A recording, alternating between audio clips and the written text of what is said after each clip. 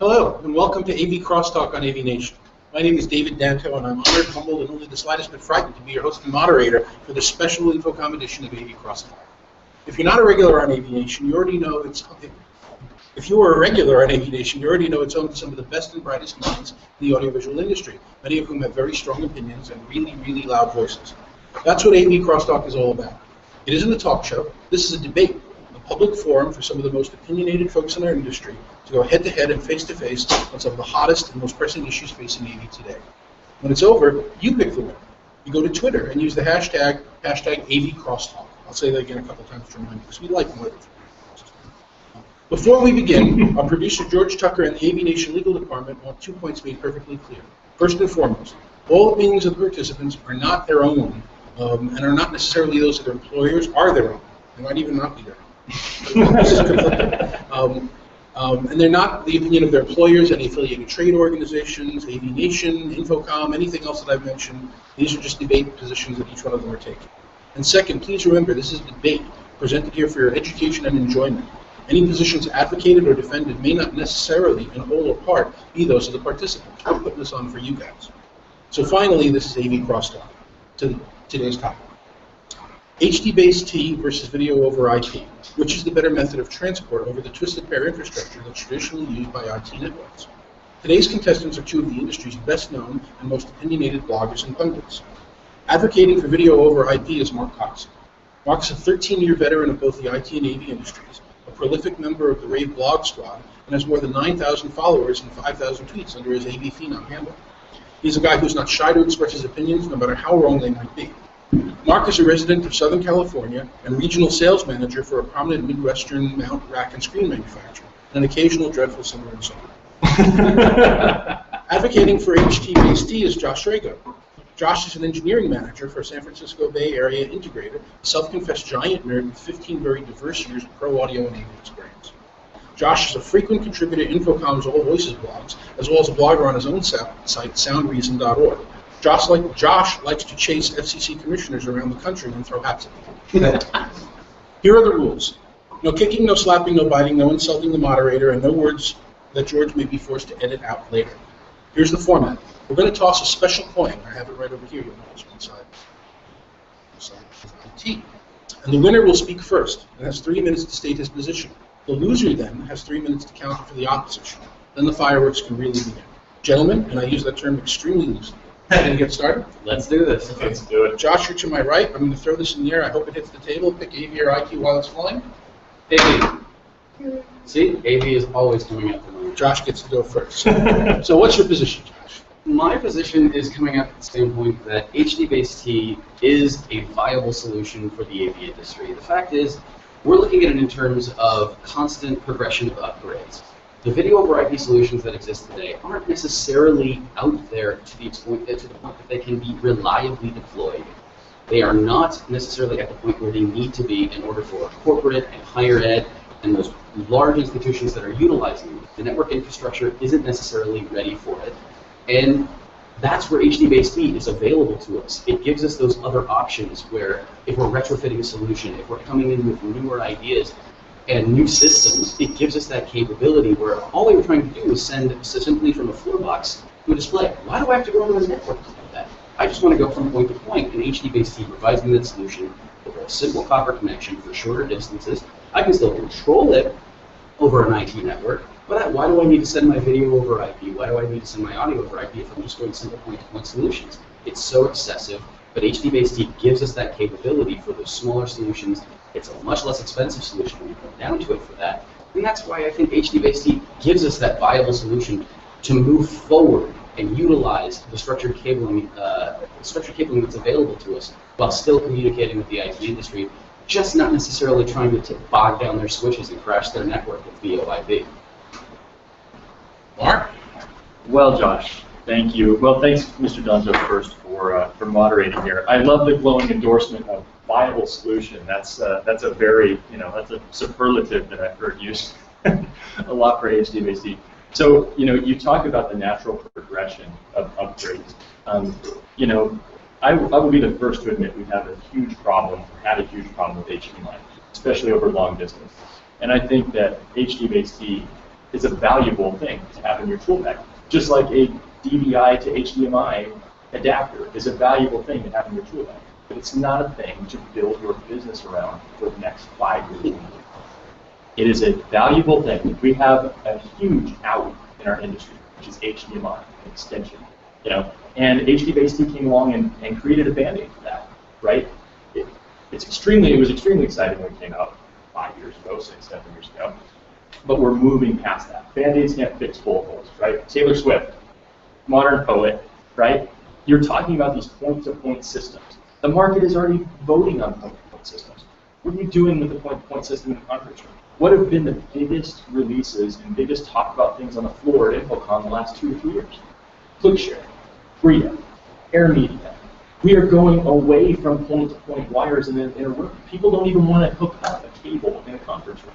You're talking about a short distance point-to-point. It's already gone video over IP. And they don't even care. It's screen, right? It's not even full 60 frames per second. So I agree that HDBaseT has a place in our industry.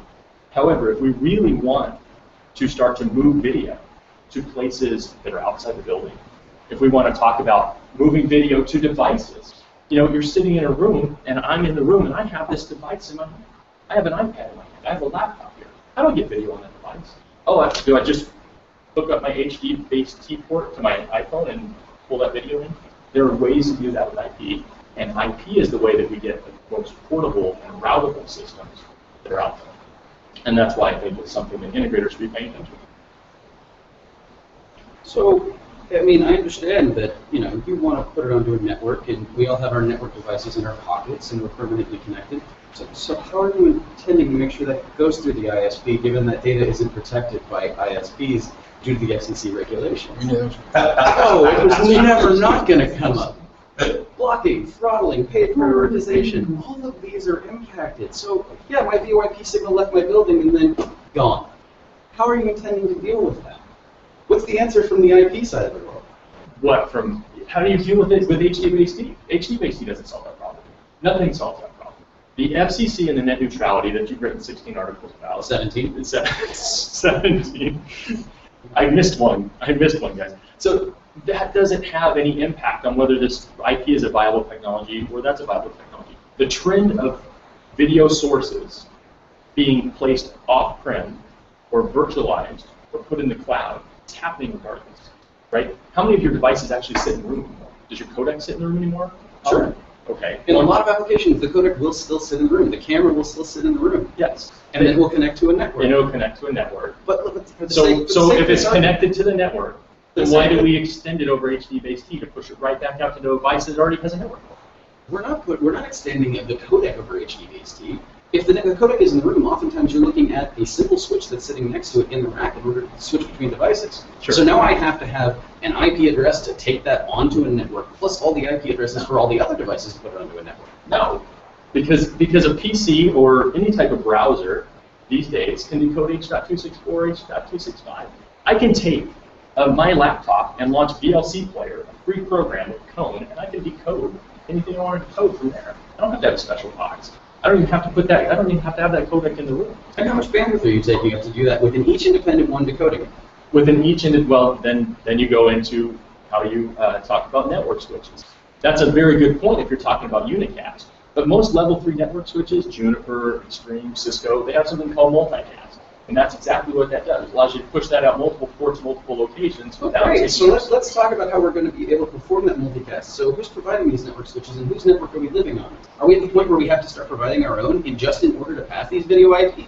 And on top of that, how many clients are actually going to let us build a network? All right, so let's pause there for a second. Josh, let me ask you, as it comes to that, if you're a professional AV installer and you're going into a conference room to build out a system, and you are not allowed, there's no core drill, there's no piping to the table, they don't want anything on the surface, all that exists on the table are 2 network ports.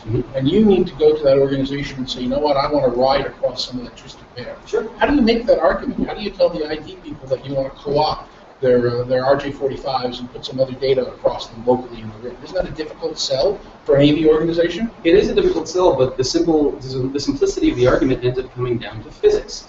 If you want to transport something from point A to point B, you need a pathway to get there. If you're not going to give me a path to get there on my own proprietary connections, which HDBaseT is a proprietary connection. Or if you want me to go onto your network, or if you want me to do it wirelessly, I still have to go point to point, and you have to give me a pathway to get there. Otherwise, you're asking for the physically impossible, and I can't. But it's not an easier sell for that AV professional to say, look, you've already got a network port on the table, I'm simply going to send my video over that network port? If there's nothing installed, then definitely it's easier to send my video over the network port. But I need, and that's where it comes down to, how am I getting that connection there? And oftentimes what they'll say is, well, we don't want you to be on our network. So then the conversation gets flipped from, well, if we can't exist on your network, can we utilize one of those network ports and reappropriate the category cabling for a different signal transmission? And you think that that's an easier sell for an AV? I think it gives us an alternative when they don't want us to play on their network. And oftentimes that's the conversation that I have. Due to security issues, they don't want anything on the network that they don't control. There's a lot of IT security guys that are still terrified of putting an AV device that they're not familiar with. Even with VLANs, even with security, they are terrified of what we're going to put on their network and the potential of access through a device that they don't know. Let's pick up that topic, and Mark, that's actually one of the great points that Josh is making around networks and security. We're talking about now breaches that are out of control. Every member of the federal government employee base is now living in some country somewhere in Asia. The breaches are Target, our Home Depot, or everything. If you go to the typical integrated AV room, you could likely have up to 20 components riding on the network, all using different ports, different protocols, different levels of manageability. How do you make that sell that you want to ride video over their bandwidth with some discrete device as opposed to something that comes centrally out of the organization's IT?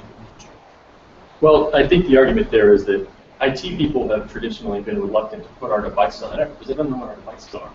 We're going into a corporation where they have handpicked all their switching devices. They've come up with an owner-furnished equipment policy on what kind of devices they're going to provide and what kind of application you have. They probably have a BYOD policy, which if you can bring your device in and use it in the corporation, all those things have to be regulated, right? And then we come in as AV integrators and we say, hey, here's this black box with the word Tron on it that you've never heard of. And by the way, we need to put it behind your firewall and put a VPN on it so we can come in and manage your video network when you're not looking, right? Sell that to anybody. It's not going to be a sell, right? The exact point that you made about switches, no, we're not going to build a new network. These guys have already invested in the network. They're going to expand the network, perhaps, right? They may have to put in another switch to have more ports to manage this stuff. But when you come into an IT director and you say, you know what we want to do is we want to show you how to utilize your existing infrastructure that you know and trust to push video to devices that you're going to have in the building anyway that already have network ports on them, and to also be able to share data from devices that you already pre-approved to be on your network, personal devices, from your employees, to be able to share those things across the network. And by the way, guess what? We can share them remotely. We can share them wirelessly in the room. I don't have to floor the floor. You put a wireless piece in like a Christie Brio or a Barker Quick Share or any of those things. Guess what? That's video over IP. What it is, it's the biggest buzz on the floor last 2 years, right? What was the biggest thing from the restaurant? Roomlink, right? It's the biggest buzz they've had. Now they have RL2 or SFB, Skype for Business, whatever, restaurant SFB, whatever it's going to be. I don't know what it is, but these are the buzz. This is the stuff that's on the floor. We see this stuff happening now. See LifeSize talking about their virtualized, video or their virtualized video teleconferencing system. I mean, unified communications is a growing piece. Yet, what Josh had talked about, yeah, they're still going to have codecs in the room. Guess what? Codecs are double-digit loss last 3 years in a row, right? We're seeing more and more unified communication, but we're seeing less and less hardware.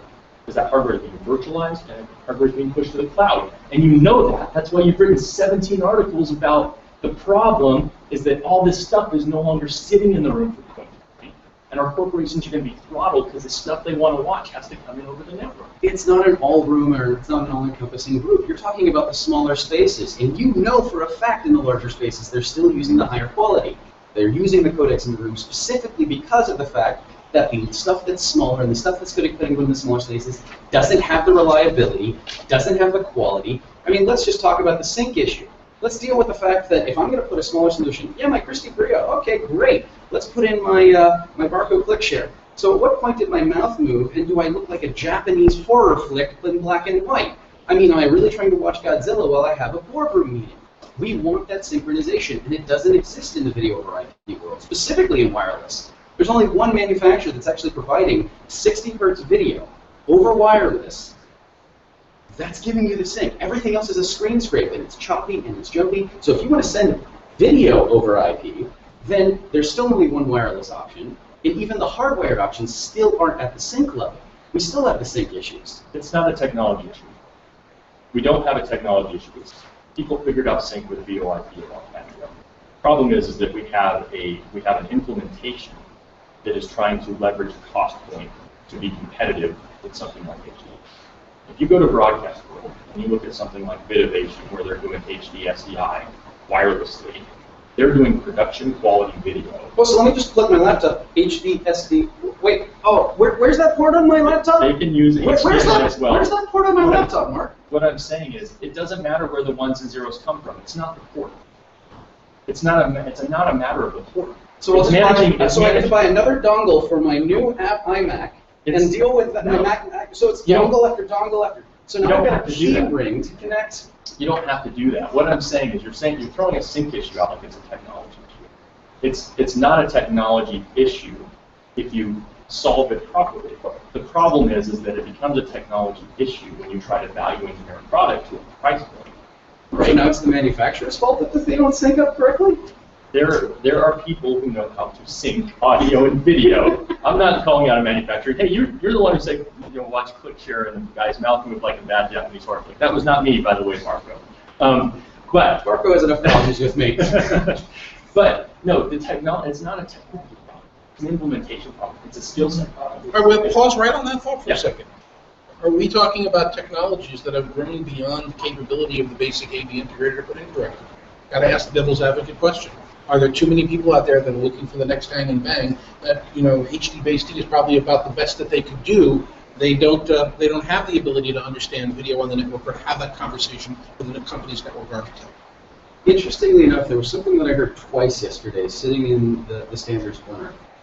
And I heard it from the guy from the audio group, and I heard it from, I can't remember one of the groups, but what they talked about was there are the 10% of integrators who are on that bleeding edge, who are constantly looking at those new solutions and the ways that they can create true video over IP solutions and expanding beyond that, looking at how they can push the envelope a little farther. And then there's the 10% or 20% of guys at the bottom who are never going to ever do that. And how the focus is on convincing that group in the middle, that 70 to 80% of integrators, that they can push in this direction. And it's getting that push in that direction where groups like InfoComm, groups like NSCA are starting to finally make some headway in telling them that there are other options, that you don't necessarily have to rely on the things that you've always done, and that there are ways to do that. And as Mark so eloquently put at the very beginning of this in terms of the Band-Aid, but the thing is, Mark's using that so that he can come later and say, well, we need to rip the Band-Aid off. He's setting himself up for that joke, so I'm going to steal it from him. And in the end point, yes, HDBaseT solves a lot of problems in these solutions. When you're doing retrofits, it solves a lot of problems for the guys that may not necessarily have an IT guy on staff because they're still making that headway. These smaller integrators don't necessarily have those skills and those talent and don't necessarily know where to find them. So having that conversation and getting that training is starting to happen for that 70 to 80%, and it's been growing. And yes, we're probably behind where we should be as an industry, but that doesn't mean that they have to automatically jump into the VoIP lane, especially because at this point we've continually gone back to the fact that it isn't there yet. It's moving there, but the solutions that are in that world are not as reliable, they are not as consistent, and they are not as solid as what's there in HDBaseT. They're just not there yet. Well, I think in fairness, you can't talk about the entire space in one breath. Fair enough. There are good solutions and bad solutions. Yeah, and I think that's what you see. You'll see good and bad solutions. There's going to be 130 people here touting HDBaseT, right? A whole bunch of them will be approved by the HDBaseT Alliance, right? A lot of them will not be HDBaseT Alliance members. Other of them will be using Valence, but be calling it an X whatever, or a V whatever, or whatever flavor of HDBaseT they want to call it. And that doesn't help us either. I mean, we're talking about interoperability between this. Standard without T really doesn't help us. We've had that with HDMI. HDMI was supposed to be our one-shot fixes-all thing. It was supposed to have control, it was supposed to have audio return channels, it was supposed to be video. you can't freaking manage a handshake. So what's gonna, I mean, if you can't get the picture from A to B across more than 10 feet, then it's worthless. And I agree, HDBaseT fixes that. However, just like I wouldn't build my business around a 5-wire to 15-pin adapter that's in my bag, which is a very viable and valuable thing to have in a toolkit, I need to build my business where it's going to be. I need to start building skill sets today. We had this talk on AV versus IT. I need to start building skill sets today that make me relevant tomorrow. And if you're talking about being a differentiator, then you're saying there aren't viable IP-based solutions. I think Varex may argue with you. They had a really great case study on something they did video over IP all through a building. It's a high-end corporate solution. I don't think they're having sync issues, and I don't think that they're having problems, right? Because Varex is pretty well-known and credible integrator. I would assume they put in something that works, and they're supporting it. You're saying it's not ready. I think it is ready. The problem is we need to build these skill sets now. When you go into a meeting and you pitch... You keep talking about building skill sets and what am I doing for my business for tomorrow. What are you going to do today when you don't have that skill set? You're going to use what's around you. Which is? You're going to use, like I said, which is? There's 1,000 things around you can use. You don't even have to click share, agree on any of those things, right? Those are all things. Are they stepping stones? Sure. They don't do full 60. Well, Kramer Via claims to do full 60 per second video. Some of them don't do full 60 frames per second video. Is it have room for improvement? Sure. But there are lots of things in our tool bags that we can use today to fix these gaps. I'm talking about when we're telling a story, we're going to these people who are IT managers who Biant did a study, 67% of them say there's an advantage in managing stuff on their network. HDBaseT has already conceded that routability and portability of an IP-based infrastructure is superior because that's in their new spec. They're coming out with a whole new way to route things like you would through an Ethernet switch. That's their second level of HDBaseT that they're working on. And they've packetized, they're using pulse amplitude modulation, just like Ethernet. They missed an opportunity. I'll tell you, HDBaseT missed an opportunity. Where they missed it is they packetized it. Because if you could have bought an enterprise-level switch with an HDBaseT port that was packetized Ethernet, right, that worked through that switch, just the way that an Ethernet port would. Like you could buy a switch with PoE ports or a port that has 4 10G ports. Like that's the truth. And they missed it. They missed it. Now they're down this other road. And we're in an industry that's invested in these proprietary switchers. Everyone wants to sell this 48 port by 48 port thing. I heard a CEO of an integrator one time say, we don't want that switch because we were selling it. That's why he didn't want the switch. That's why he didn't want to touch the Ethernet switch. He wasn't making any money. Let me be devil's advocate on that one more again.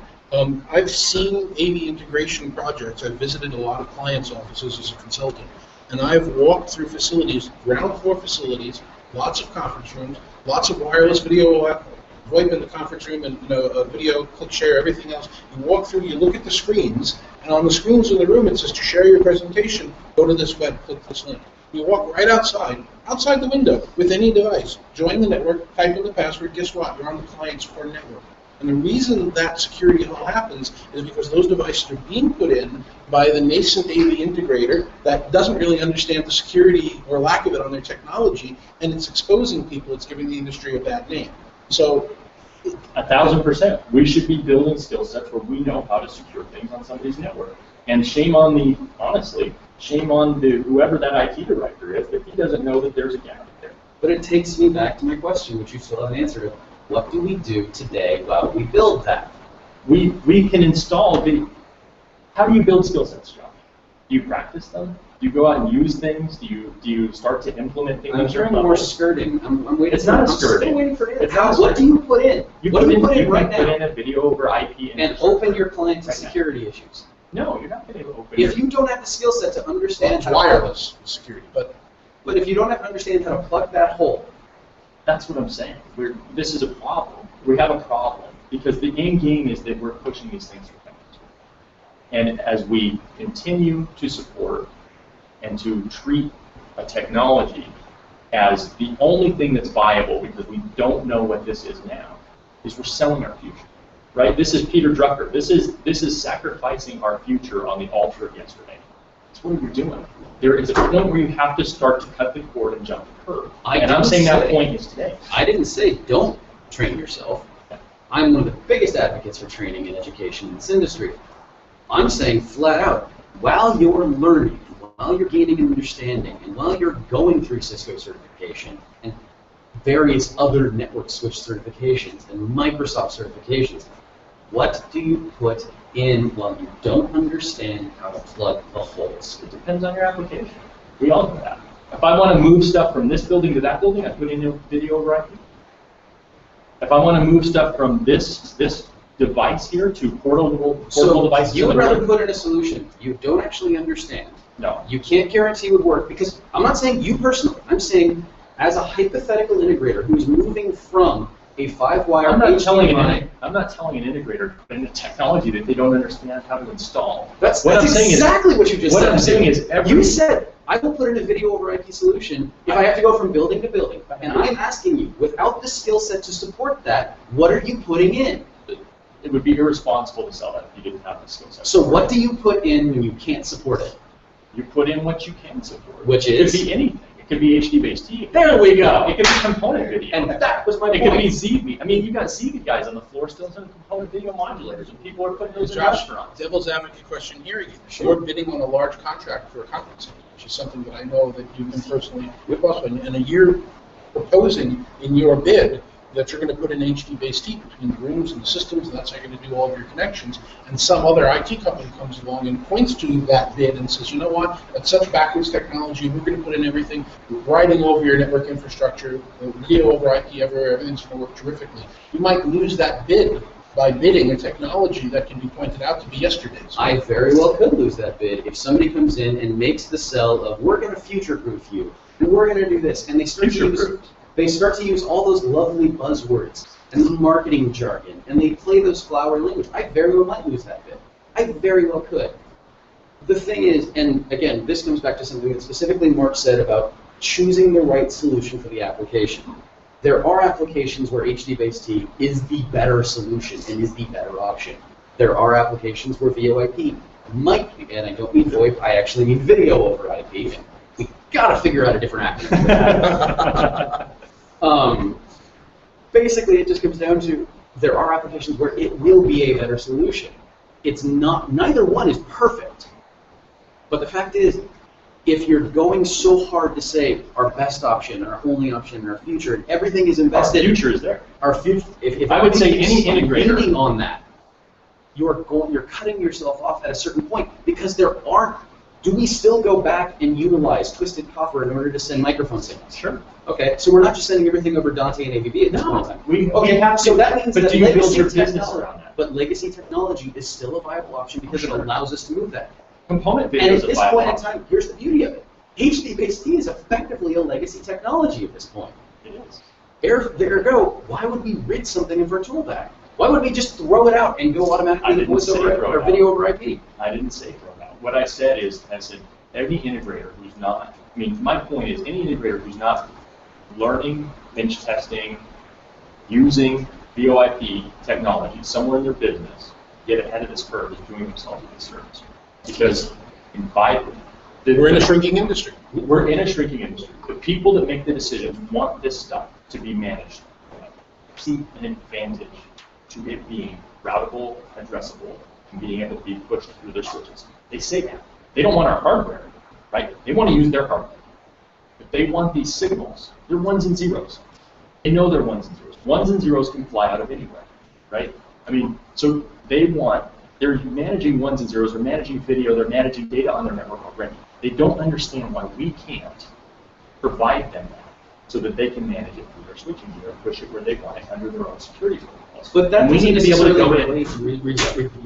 Require video over IP. How do you put HDBaseT? That requires through their control access. That's my point. Is as long as you can get it, you're talking about they want to monitor it, they want to switch it, they want to do this, they want to do that. That's all control. Yeah, but what if it's something that's out in the cloud? How can they switch I can use HDBaseT out to the cloud. I would never recommend using the cloud due to the fact that it's unprotected by the FCC regulations and net neutrality. And if I have a signal, let's talk about this. If I have a signal that goes from point A to point B and it doesn't get to point B and it's on HDBaseT, how do I know what happened? At that point in time, you're looking at whether or not the ports are there. How do you know what's going on with video over IP? You track packets. You can track the packets. That's wonderful. I can see whether or not the signal is, and that's all it's going to tell you is that it didn't get there. No, it'll tell you how many packets got there, what time they got there. It'll You're tell you a lot of other assuming things. No, that it it will tell you won't. that. It won't assume. I'm not assuming anything. That's the TCP/IP protocol. You can analyze packets. So explain to me why an HDBaseT signal wouldn't have gotten from point A to point B, being as a point-to-point solution. Could have been unplugged. Okay. You don't So know. what happens when So you don't know that. So your cable's unplugged. So I have no packets going. I know I have a hardware problem. I got to roll a truck, right? I have packets The going. I same may have a is network traffic market. The same would be true I don't for have to HDBaseT. I don't have to roll the truck. If the signal HDBaseT. is, well, the beauty with HDBaseT in your very example is the fact that if it's not getting from point to point, you're rolling a truck because the cable's dead or something got unplugged. But you have no clue if it's fine. That's what I'm saying. In an IP-based environment, you may not have to roll that truck because all the guy knows is that the TV is flat. But the hardware could be fine, right? You may be having something going on in the network. And are you using a VPN to get into that? The network administrator. You don't even have to be the integrator to do that. That's what I'm saying. These guys want tools. They want tools to be able to manage their business. And they don't want to buy a whole bunch of extra infrastructure that they don't understand, sit in a separate room on a separate network and call somebody else. They don't want to do that. They want somebody that can help them come in and say, hey, we're going to help you take all these signals, get them in this place. You're going to be able to see where they go, secure them, manage them under your own protocols, and push them to devices that you've already approved at the end of your phone. Would you like us to help you? And they're going to say, Okay, guys, So deep breaths. it's a lovely open source argument. Deep breaths here. I'm going to remind everybody it's hashtag AVCrosstalk if you want to vote for video over IP versus HDBaseT. Please let us know how you feel about this. Take some deep breaths, then take a moment, and let's get a closing statement from each one of you that describes what you've learned in this conversation and what you think people should be doing going forward. I will give the honors to Mark as I got first open. of course, the counter punch is coming. Okay, so anybody listening to me today, I'm not sounding corn saying that if you're using HDBaseT, that you're a bad guy or you're making the wrong decision in the business. Somebody said. No, he's just looking down his nose. It's a valuable part of your tool bag. I was excited. The first Connect Pro HDBaseT extender I got in my office to bench test, I was excited as I'll get out to test because I had used every single and dual wire HDMI extender on the market for HDBaseT, and none of them worked. You know that. It was terrible. They were sporadic at best. It's a good piece to have in your tool bag. My point is that our end customer wants something that we're not providing, and that is the ability to port video to any location that they want. They don't want to have a special port there for their video and then have a second port for their internet. They want to be able to manage and control these signals. And at the end of the day, if the market says, this is how we want to digest this, we saw the quality argument fade with codecs. People sacrifice convenience for quality. Nobody would argue a hard codec is not better than a soft codec. So I don't care. A Blu-ray player has better video than Netflix. Nobody cares. A hardwired connection in the conference room is going to be more reliable and better quality than a wireless solution found in nothing for the most popular thing we have. We have to look at these lessons that we've learned in the AV industry. Doesn't matter how much we want to sell the hard codec at $10,000. Doesn't matter how much we want to sell media at $40 and put it in Flight Escape in the home market. People do not want it. We need to be building our business so that when these switches come, right, when we start to make these cutovers into these areas where people just won't accept the black box anymore, that we are ready to provide it, or we will be dinosaurs. And that's my point. The beauty of HDBaseT, and one of the reasons why it's been as successful as it's been in the millions of dollars and millions of systems per manufacturers that sell every year, is the simplicity of it. It's the fact that it takes something that the AV industry understands. It takes something that allows us to swiftly and inexpensively provide a solution to customers for legacy systems that need to be bumped to the next level. When you're looking to continually make a progression, you don't jump steps. Getting onto the infrastructure, having the communication, having the monitoring capability, all exists with the HDBaseT solution. You can monitor those things via the control system. Yes, you're logging in via a network, but you're not sending the video over. We currently in the AV industry right now are where CCTV was 10 years ago. The IP signals that they were transmitting were crunching networks and crushing them to the point where they had to learn all of the IT skills in order to implement their solutions. That's where we are now. So, to your point about education and learning more skills for the future, yes, in 3 years you won this argument. I have no debate about that. But that's still 3 years from now, when that 70 to 80% of integrators reaches that IT skill set to match the other 10. And hopefully we rid ourselves of that bottom of the 10 trunks then. Just hoping they go away. It's been a long time. But we want to see, and yes, in 3 years we will be at that point where we won't have safety issues, where we will have reliability issues, and we will have manufacturers that are giving us those solutions. And even at that point in time, you know what we're still going to be installing? HDBaseT solutions. They are still viable. They solve problems that we currently have of extending HDMI over distance. They solve problems of giving us local solutions when we can't secure our networks, or when we can't live on a network that they're providing from the customer. When we don't have that option, this is where our solutions are lying, and this is what we have available to us. So while in the future, in this glorious future of this world of tomorrow, video over IP is probably, and I will almost say certainly, where we will end up. The question is, HDBaseT today versus video over IP, we have to explore the option that HDBaseT is the more simple, more reliable, less expensive option that gives the customers what they need. Because the fact is, I can put in that glorious, beautiful, futuristic system, and as soon as it doesn't work, what happens? It gets yanked out and put in for something that we actually know will get put into place. Okay, so let's make that the last word. Remember, the hashtag is AVCrosstalk. Do you think that we should be embracing HDBaseT, as Josh points out, or do you think that we should be making the leap in education right now and moving over to video over IP, as Mark points out? That's the question that you need to answer. Thank you very much for joining us in the special edition, this InfoComm edition of AVNation's AVCrosstalk. I'm David Danto. Thanks, guys. I appreciate the cordial arguments, and we'll see you next time. Thank you, David.